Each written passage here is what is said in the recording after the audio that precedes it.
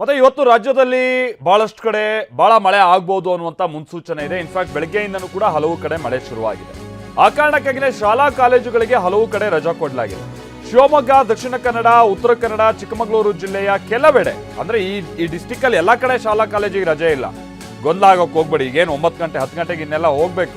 So ಈ ಟೈಮಲ್ಲಿ ಗೊಂದಲ ಆಗೋಕೆ ಹೋಗ್ಬೇಡಿ. ಕೆಲ ತಾಲೂಕುಗಳಿಗೆ ಮಾತ್ರ, ಯಾವ್ಯಾವ ತಾಲೂಕುಗಳ ಶಾಲಾ ಕಾಲೇಜುಗಳಿಗೆ ರಜೆ ಇದೆ ಅದನ್ನ ನಾನು ನಿಮಗೆ ಹೇಳ್ತಾ ಹೋಗ್ತೀವಿ.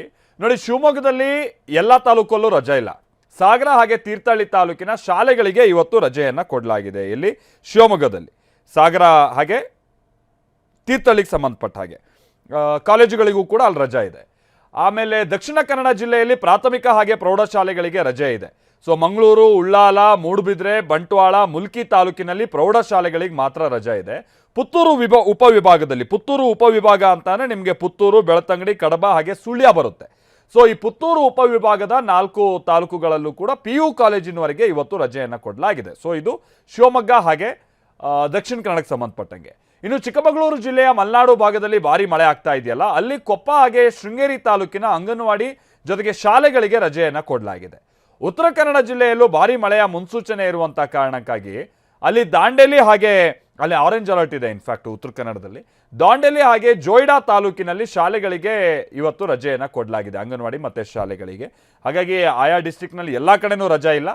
ಕೆಲ ಆಯ್ದ ತಾಲೂಕುಗಳಲ್ಲಿ ಎಲ್ಲೆಲ್ಲಿ ಮಳೆ ಜಾಸ್ತಿಯಾಗಿ ನಿನ್ನೆ ಎಲ್ಲ ಅನಾಹುತ ಆಗಿದೆ, ಇವತ್ತು ಮಳೆ ಎಲ್ಲಾಗ್ಬೋದು ಅನ್ನುವಂಥ ಮುನ್ಸೂಚನೆ ಇದೆ, ಅಲ್ಲಿ ಮಾತ್ರ ರಜೆಯನ್ನು ಕೊಡಲಾಗ್ತಾ ಇರುವಂಥದ್ದು. ಇದೆಲ್ಲ ಮಳೆಗೆ ಸಂಬಂಧಪಟ್ಟಂಗೆ ಮಲೆನಾಡು ಭಾಗದಲ್ಲಿ ರಜೆ ಈ ವಿಚಾರವಾಗಿ. ಇನ್ನು KRSಗೆ ಮತ್ತೆ ಈಗ ಜೀವ ಕಳೆ ಬರ್ತಾ ಇದೆ. ಹೌದು, 100 ಅಡಿ ಭರ್ತಿಯಾಗಿದೆ KRS ಜಲಾಶಯ. 3 ದಿನದ ಅಂತರದಲ್ಲಿ ನೀರಿನ ಮಟ್ಟ ಸುಮಾರು 8 ಅಡಿ ಏರಿಕೆ ಆಗಿದೆ.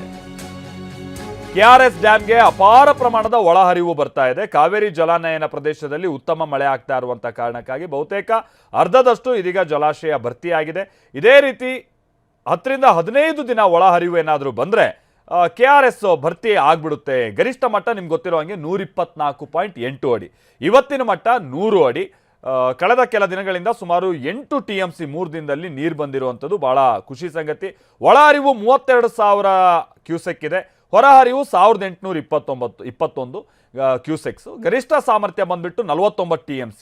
ಇಂದಿನ ಸಾಮರ್ಥ್ಯ ಬಂದ್ಬಿಟ್ಟು 23 TMC. ಸೊ ಇದು KRSಗೆ ಸಂಬಂಧಪಟ್ಟಂಗಿನ ಡೀಟೇಲ್ಸ್. ನಮ್ಮ ಪ್ರತಿನಿಧಿ ದಿಲೀಪ್ ಇದಕ್ಕೆ ಸಂಬಂಧಪಟ್ಟಂಗೆ ಒಂದು ವರದಿ ಕೊಟ್ಟಿದ್ದಾರೆ, ಬನ್ನಿ ನೋಡ್ಕೊಂಡು.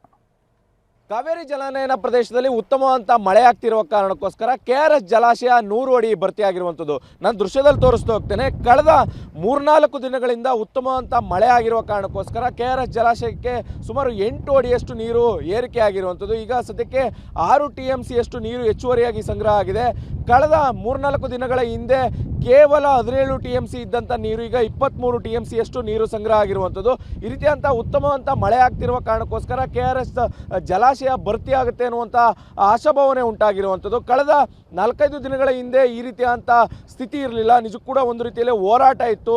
ರೈತರು ಹೋರಾಟವನ್ನು ಮಾಡ್ತಾ ಇದ್ರು, ಯಾಕಂದರೆ ಕುಡಿಯೋ ನೀರಿಗೂ ಕೂಡ ಹಾಹಾಕಾರ ಇರುವಂಥ ಪರಿಸ್ಥಿತಿ ಅಂತ ನಿರ್ಮಾಣ ಆಗಿತ್ತು. ಆದರೆ ಈಗ ಸದ್ಯಕ್ಕೆ ಕಾವೇರಿ ಜಲಾನಯನ ಪ್ರದೇಶದಲ್ಲಿ ಉತ್ತಮವಂತ ಮಳೆ ಆಗ್ತಾ ಇದೆ. ಉತ್ತಮವಂತ ಮಳೆ ಆಗ್ತಿರುವ ಕಾರಣಕ್ಕೋಸ್ಕರ ಅಪಾರ ಪ್ರಮಾಣದ ಒಳಹರಿವು ಹೆಚ್ಚಾಗಿರುವಂಥದ್ದು. ಈ ಕಾರಣದಿಂದಾಗಿ KRS ಜಲಾಶಯ ನಿಜಕ್ಕೂ ಕೂಡ ದಿನೇ ದಿನೇ ನೀರಿನ ಮಟ್ಟ ಹೆಚ್ಚಾಗ್ತಾ ಇದೆ. ಇದು ಒಂದು ರೀತಿಯಲ್ಲಿ ರೈತರಿಗೆ ನಿಜಕ್ಕೂ ಕೂಡ ಆಶಾದಾಯಕ ಬೆಳವಣಿಗೆ ಅಂತಲೇ ಹೇಳ್ಬೋದು. ಯಾಕಂದರೆ ಈ ರೀತಿಯಂಥ ನೀರಿನ ಮಟ್ಟ ಕುಸಿತಿರುವ ಕಾರಣಕ್ಕೋಸ್ಕರ ಒಂದು ರೀತಿಯಲ್ಲಿ ರೈತರಿಗೆ ಯಾವುದೇ ರೀತಿಯಂಥ ಬೆಳೆಗಳನ್ನು ಬೆಳಿಬೇಡಿ, ನಾವು ಮುಂದಿನ ದಿನಗಳಲ್ಲಿ ನೀರನ್ನು ಕೊಡಲಿಕ್ಕೆ ಸಾಧ್ಯ ಇಲ್ಲ ಅನ್ನುವಂಥ ನಿಟ್ಟಿನಲ್ಲಿ ರಾಜ್ಯ ಸರ್ಕಾರ ಒಂದು ರೀತಿಯಲ್ಲಿ ಸೂಚನೆಯನ್ನು ಕೊಟ್ಟಿತ್ತು ರೈತರಿಗೆ. ಆದರೆ ಈಗ ಸದ್ಯಕ್ಕೆ ಜಲಾಶಯದ ನೀರಿನ ಮಟ್ಟ 100 ಅಡಿ ತಲುಪಿರೋ ಕಾರಣಕ್ಕೋಸ್ಕರ ಒಂದು ರೀತಿಯಲ್ಲಿ ರೈತರಿಗೆ ಖುಷಿ ಅಂತಲೇ ಹೇಳ್ಬೋದು. ಯಾಕಂದರೆ ನಾವು ಬೆಳೆಗಳನ್ನು ಬೆಳಿಬೋದು, ಮುಂದಿನ ದಿನಗಳಲ್ಲಿ ಭತ್ತ ಆಗಿರ್ಬೋದು, ಕಬ್ಬಾಗಿರ್ಬೋದು ಎಲ್ಲವನ್ನೂ ಕೂಡ ಬೆಳಿಬೋದು, ಅದಕ್ಕೆ ನೀರಿನ ಕೊರತೆ ಉಂಟಾಗಲ್ಲ ಅನ್ನುವಂಥ ನಿಟ್ಟಿನಲ್ಲಿ ಕೂಡ ಒಂದು ರೀತಿಯಲ್ಲಿ ಖುಷಿಯಲ್ಲಿ ಇರುವಂಥ ರೈತರು. ಆದರೆ ಇದು ಎಷ್ಟರ ಮಟ್ಟಿಗೆ ಎಷ್ಟು ದಿನಗಳ ಕಾಲ ಮುಂದುವರಿಯುತ್ತೆ ಅನ್ನುವಂಥದ್ದು ಕೂಡ ಕುತೂಹಲ ಇರುವಂಥದ್ದು. ಯಾಕಂದರೆ ಉತ್ತಮವಾದಂಥ ಮಳೆ ಇನ್ನೂ 10 ರಿಂದ 15 ದಿನಗಳ ಕಾಲ ಇದೇ ರೀತಿಯಂಥ ಅಪಾರ ಪ್ರಮಾಣದ ಒಳಹರಿವು ಹೆಚ್ಚಾದರೆ ಜಲಾಶಯ ಸಂಪೂರ್ಣವಾಗಿ ಭರ್ತಿ ಆಗುತ್ತೆ. ಆದರೆ ಮಳೆ ಏನಾದರೂ ಮತ್ತೆ ಕಡಿಮೆ ಆದರೆ ನಿಜಕ್ಕೂ ಕೂಡ ಮತ್ತೆ ಆತಂಕ ಸೃಷ್ಟಿಯಾಗುತ್ತೆ. ಆದರೆ ಸದ್ಯಕ್ಕೆ ಕಾವೇರಿ ಹೋರಾಟಕ್ಕೆ ತಾತ್ಕಾಲಿಕವಾದಂಥ ಬ್ರೇಕ್ ಬಿದ್ದಿದೆ.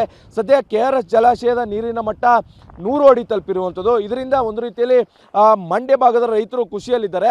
ಆದರೆ ಮತ್ತೊಂದು ಆತಂಕದ ವಿಚಾರ ಅಂತಂದರೆ ಮಂಡ್ಯ ಜಿಲ್ಲೆಯಲ್ಲಿ ಮಳೆ ಆಗ್ತಾ ಇಲ್ಲ. ಮಂಡ್ಯ ಜಿಲ್ಲೆಯಲ್ಲಿ ಮಳೆ ಕೊರತೆ ಮುಂದುವರೆದಿರುವಂಥದ್ದು. ಮಳೆ ರಾಯನ ಮುನಿಸು ಮಂಡ್ಯ ಜಿಲ್ಲೆಯಲ್ಲಿ ಮುಂದುವರೆದಿರುವಂಥದ್ದು. ಮಳೆ ಆಶ್ರಿತ ಬೆಳೆಗಳಿಗೆ ನೀರು ಸಿಗ್ತಾ ಇಲ್ಲ ಅನ್ನುವಂಥ ಆತಂಕ ರೈತರಲ್ಲಿ ಇರುವಂಥದ್ದು. ಕ್ಯಾಮ್ರಾ ಪರ್ಸನ್ ಗುರುರಾಜ್ ಜೊತೆ ದಿಲೀಪ್ ಚೌಡಲಿ, TV9 ಮಂಡ್ಯ.